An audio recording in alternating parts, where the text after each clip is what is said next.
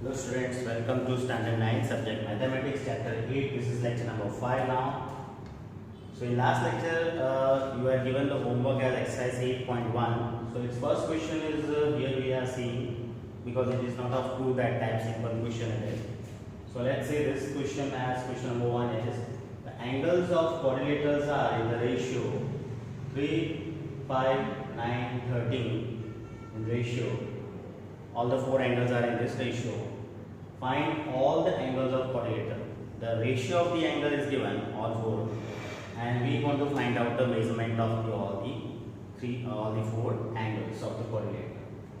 So in solution, very simply, as in the ratio given, let the quadrilateral is ABCD. We are giving the name as quadrilateral ABCD, and all four angles of as the given ratio we can consider as angle A as 3x with the 3 ratio, angle B as 5x because its ratio is 5, angle C, third angle is of ratio 9, so 9x, and angle D, the fourth angle of ratio 13, so 13x. So all the four angles we have assumed with the help of the given ratio.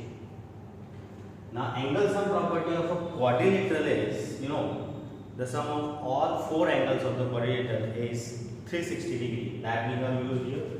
So angle A plus angle B plus angle C plus angle D equals to 360 degree. Now place all the assumed values of ABCD. Angle A 3x plus angle B 5x plus angle C 9x plus angle D 13x equals to 360 degree. So the sum of all these four, 3x plus 5x and 9x and 13x, 3, 5, 8 and 9, 17 and 13, 30x is equals to 360 degree. Therefore x equals to 360 upon 30, 0, 0 cancel, and 3 1s are 3 2s are, means 12 will be the x value. 0, 0 we can cancel this last, and 3 1s are 3 2s are. So x equal to 12 we have this. Now finding the x equal to 12, we can show all the angles now. So the angles of quadrilateral ABCD are angle A equals to 3x we consider. So 3 into x is 12. So 3 into 12 is 36 degree. Similarly, angle B is 5x. So 5 into x is 12. 12 5s are 60 degree. Angle C 9x, that is 9 into 12. 12 9s are 108 degree. And angle D 13x. So 13 into 12 is 156 degree. So all the four angles of the quadrilateral we found as the ratio was given. Now, next of this exercise 8.1, next to it is the theorem, the midpoint theorem we have. The next theorem as the midpoint theorem. Very important and very well known theorem it is. So, the midpoint theorem for triangle it is actually. So, the triangle ABC is given here. So, in triangle ABC, E and F are midpoints of sides AB and AC. That's why AE equals to B, that you can understand, and AF equals to FC will be. Because E and F are midpoints of AB and AC respectively. Then the EF, the line segment joining the midpoint with this EF will be half of the third side BC. EF will be half of BC, that is EF equals to half BC. First result, and second result, the line segment joining the midpoint will be parallel to the third side also, that is EF parallel BC. This is the midpoint theorem for the triangle we know, right? So based on this, the theorem 8.9 and 8.10, the statements we have. The line segment joining the midpoints of two sides of a triangle, like this, EF is the line segment joining the two midpoints of the triangle of the two sides, is parallel to the third side, means EF is parallel to the BC. About this, the theorem is. The theorem 8.10 is the line drawn to the midpoint of one side of a triangle. Here we try to draw this. Let the triangle is given this way. PQR. The line drawn through the midpoint of one side of a triangle. One side, suppose PQ and its midpoint is suppose X, and we are drawing a line passing through this midpoint of a triangle and parallel to the another side and parallel to the QR. this way we have to draw a line. Suppose line L we are drawing, which is passing through the midpoint of this side PQ and parallel to the second side QR. Then what happens to the another side? Bisects the third side. This line will bisect the third side, that is PR. It will bisect the PR. Means PR will be bisected half and half. Suppose at Y point. So Y will also be the midpoint of PR. That way the theorem 8.10 suggests.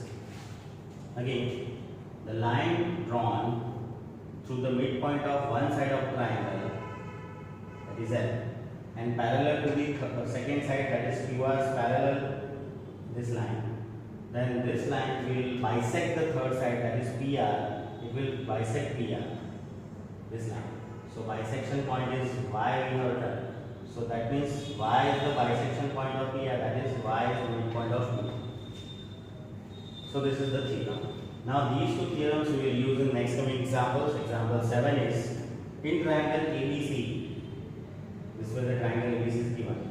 D, E and F. D, E and F are respectively the midpoints of E, AB, BC and CA. We can say D is midpoint of AB, E is midpoint of BC, F is midpoint of AC respectively. To show that triangle ABC, the whole triangle ABC, is divided into 4 congruent triangles joining DEF. If you join DEF, you can see 4 triangles are made: ADF, BDE, EFC and EEF. All the 4 triangles are congruent triangles to each other. Means this whole triangle ABC is divided into 4 congruent triangles that we want to prove. So in solution here, we talk about just the D and F points here. So if the point here the point D and F are midpoints of AB and AC in triangle ABC. So by this midpoint theorem, if D and F are midpoint of AB and AC, that all things we can use here. We can say DF is parallel to BC by theorem 8.9, right? Because D and F are the midpoints of AB and AC. So DF is the line segment joining the midpoints, will be parallel to the third side BC. So DF parallel BC. Similar way, if we talk about D and E point, DE parallel AC. Similarly, we talk about EF parallel AD. So similarly, we can all write DE parallel AC as well as EF parallel AD. So what we have proved actually, this DF is parallel to BC, DE is parallel to AC and EF parallel AD. So what about this polynomial ADEF, ABEF? If EF is parallel to whole AD, then EF is parallel to AD also. And similarly, if DE is parallel to AC, so DE is parallel to AF also. That means for this polynomial ADEF particularly, opposite sides are parallel.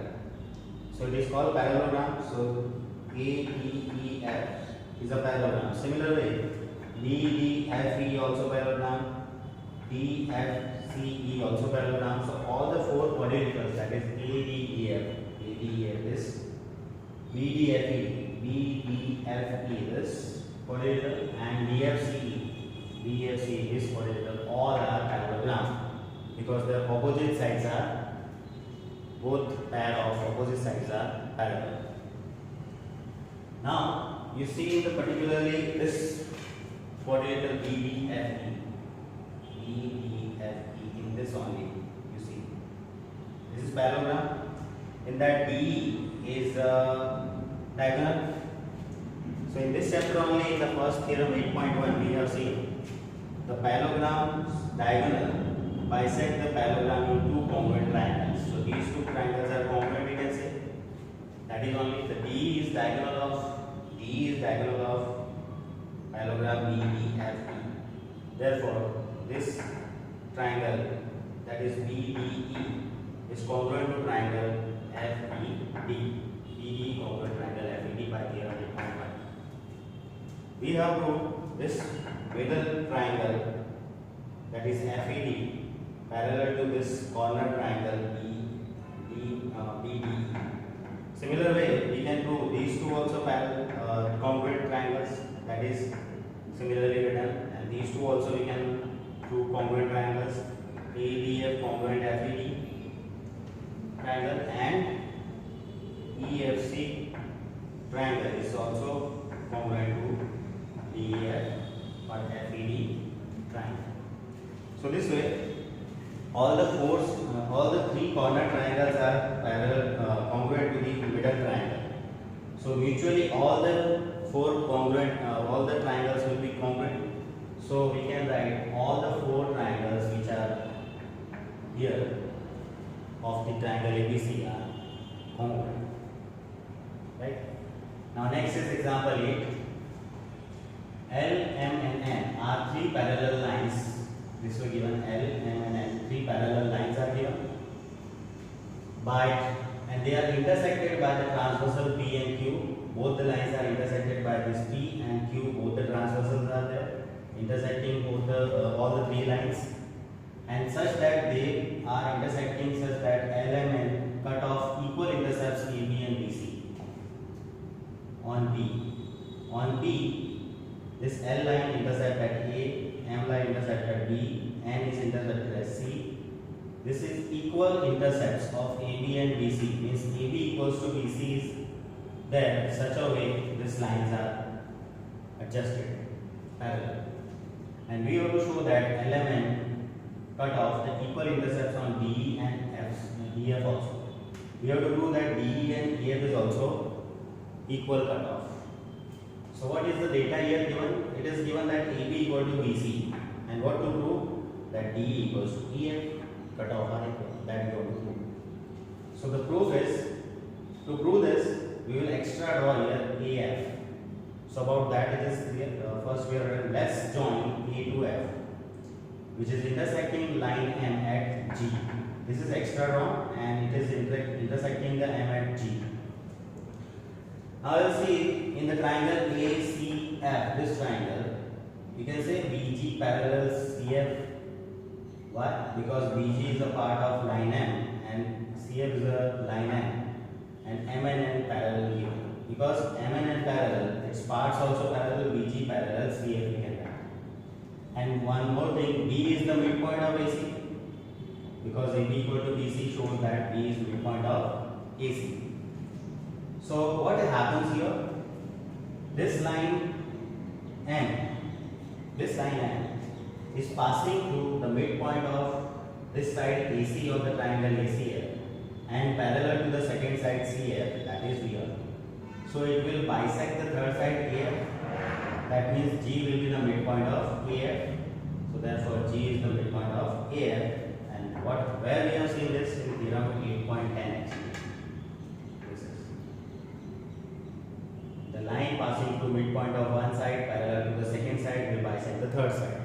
So this is happening here. The line M is passing through the midpoint of AC, the first side, and parallel to CF, the second side. So it will intersect the third side AF at midpoint. So G is midpoint of AF. This we reach up to by theorem 8.10. Similarly, talk about the triangle AFD. This way. This triangle you see AFD. In that, now you can say GE is parallel AD. GE is parallel AD because I am parallel M. L parallel M. So GE parallel AD. As well as G is midpoint of AF. That we have proved here. So that we can write G is parallel to AF. So in this triangle also, this line N is passing through the midpoint of AF and parallel to the second side AD. So it will bisect the third side DF. Means E will be the midpoint of DF. That is written. E is the midpoint of DF. Again by theorem midpoint time. So if E is the midpoint of DF, you can say DE equals to EF. Therefore DE equals to EF. That is only we wanted to prove. So very simply we reach up to the proof using theorem 8.10 in this question, and in this question example 7 theorem 8.9, and both the theorems are called midpoint theorem statements actually. And midpoint theorem is this way with the example for the triangle we have understood. So after this we have the exercise 8.2. So this is your homework to solve and complete exercise 8.2, and this way the chapter is also completed. So you are advised to write all the theorems and prepare it well. For exam purpose it will be asked in 2, 3, 4 marks weightage. And these examples are also very important. To do that type of examples you will be asked, or any question from the exercise can be asked. So everything you have to prepare it well.